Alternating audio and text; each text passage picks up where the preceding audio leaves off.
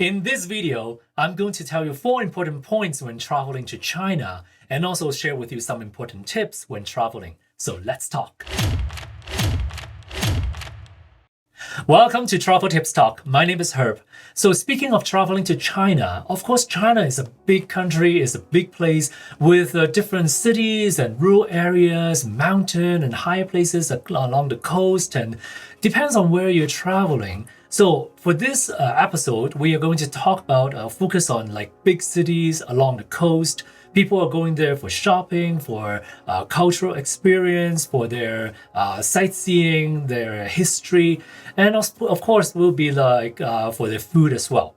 So number 1, it would be for hepatitis A vaccine and typhoid fever. These two are both transmitted by food and water. So if you're going to any other countries, and especially some places you may not be so sure about their water and food and their standard of treating those.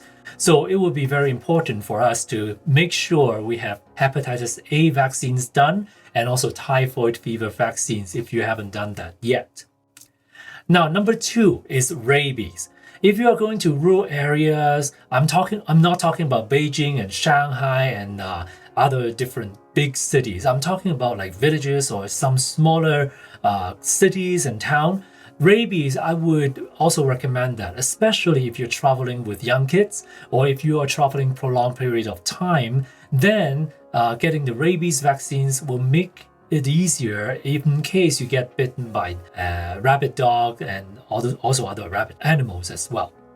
Now, rabies will be significantly important if you are going to southern and eastern provinces of China as well. Now, if you're planning to go to those provinces, make sure you get your rabies done. Now, number 3 would be Japanese encephalitis. Now, as we know, Japanese encephalitis is transmitted by mosquitoes. And if you're going to rural areas, I'm not talking about Shanghai again. I'm not talking about Beijing.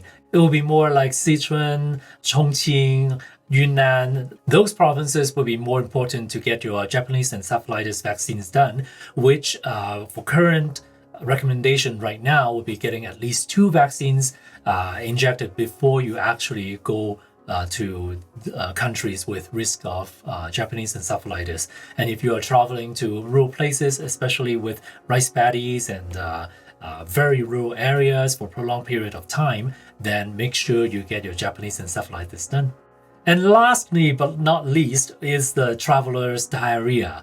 As we know, we are going to a different country, trying their food, and it's almost inevitable trying different restaurants or even street food sometimes. So traveler's diarrhea would be a concern if you haven't done any prophylactic vaccines like oral vaccines, for example, Dukoral, or at least get some antibiotics with you if you're going there for a prolonged period of time or going there for work, that you cannot afford to be sick, then having some antibiotics with you is not a bad idea at all. Now, other tips about traveling, basically we make sure we have our routine vaccines done.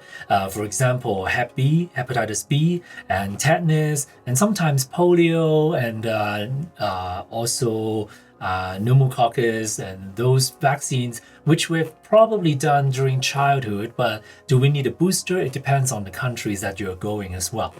And we were talking about sunscreen and bug spray, which is also very important if you're going to rural areas or going outdoor, joining different activities, especially if you are concerned on the Japanese encephalitis and malaria in some provinces in China. So make sure you get your bug spray with you to lower the risk of getting any malaria or any Japanese encephalitis.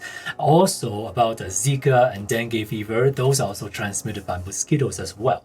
And always put sunscreen on first and then bug spray lastly on the outermost layer in order to be effective, and reapply every 2 to 3 hours.